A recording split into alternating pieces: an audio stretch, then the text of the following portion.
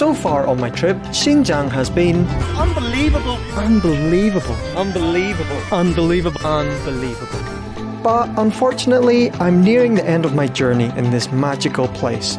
The last few days have left me with memories that I will cherish forever. We left Karmay Center and we drove past the oil fields and around some otherworldly landscapes. After an hour of driving, we arrived at the Ghost City. Got this crazy eye up here, and it's kind of like the Grand Canyon from what I've seen so far. But the problem is today it's just deadly hot. It's just incredibly hot. It's like 37 and just really, really hot. So, ice cream time. Any excuse for ice cream, no problem. It's too hot here. Gee.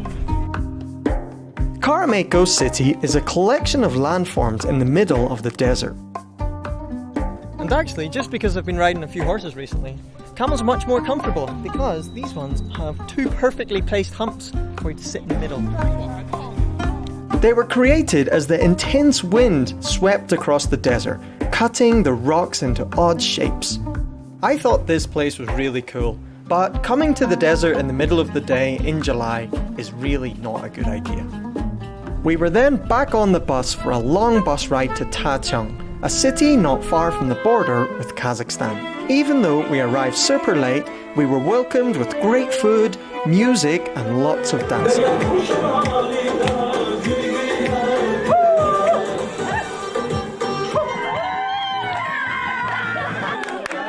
Exhausted, it was time for bed and my last full day in Xinjiang.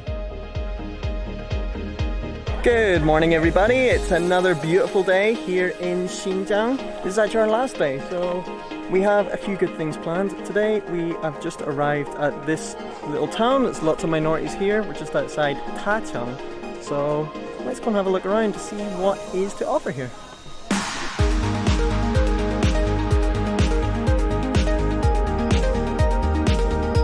I know some people like to come to these places and take pictures, and it's very, very touristy. For me, I like more local things. Like I want to see more local stuff, local houses, local people living their daily lives. So hopefully the next village will be a little bit different. So yeah, onto the bus, keep going. The next stop was a Kazakh minority village where the locals greeted us in their traditional clothing. After a look inside a traditional yurt, we tried their delicious food and off we went.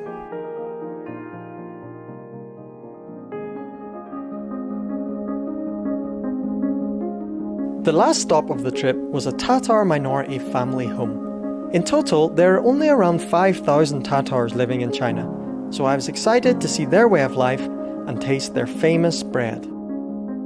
So they moved into this house in 1910, and these guys that are hosting us are the third generation that live here, and then they have two further generations. So in total, 5 generations of this family have lived here. 这是老爷家族的院子，他们搬到这个院子，今年是107年。这些都是老照片，这些是我们的老爷奶奶，妈妈、爸爸、哥哥、姐姐。他们照这个相的时候嘛，我还没出生。And inside the house was very interesting. It's filled with old things from the past. They had an old TV, old record players. They had the guy had pictures of his grandfather and his grandmother and his sisters and brothers and things. So it was very interesting to see him show us around the house. And yeah, lots of old memorabilia. Very cool.